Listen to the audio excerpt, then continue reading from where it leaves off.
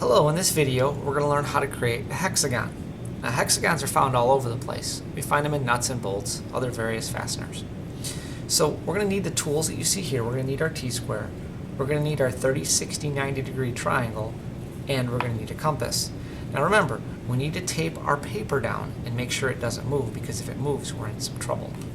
So the first thing I'm going to do is I'm going to create a circle. Again, only 2 fingers on our compass. So I'm just going to create a light circle.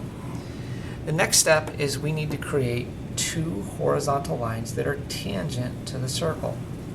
I'm going to make one here, and I'm going to make one up here. Remember, tangent lines just barely kiss the circle. So we're just going to come over here and just kiss the circle. So you can see I have my 2 tangent lines. Next, I'm going to take my 30, 60, 90 degree triangle, and I'm going to place my triangle on top of my T-square. I'm going to create 2 more tangent lines. So I'm going to make a tangent line here. Again, make sure it's tangent. If it's not tangent, this doesn't work. I'm going to make a line here. I'm going to slide this whole mess up, and I'm going to make a line here. So now that I've created 4 tangent lines, there's 4 sides of my hexagon. You can start seeing it take shape. The next 2 lines are rather difficult, so we're going to flip this triangle over. And be very careful that you keep the triangle firmly on the T-square when you do this.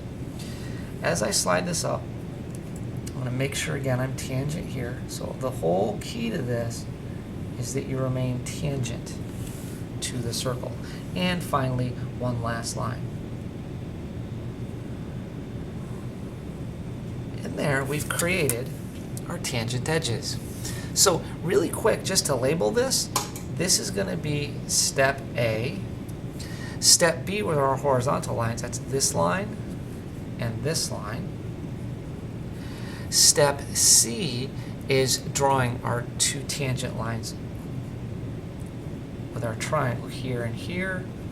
And then step D, we flipped our triangle over and we drew line D and we drew line D. So those are the steps to creating a hexagon. We're going to use this again to create nuts and bolts and other fasteners. So as always, please email me or call me or ask questions. I'm more than glad to help.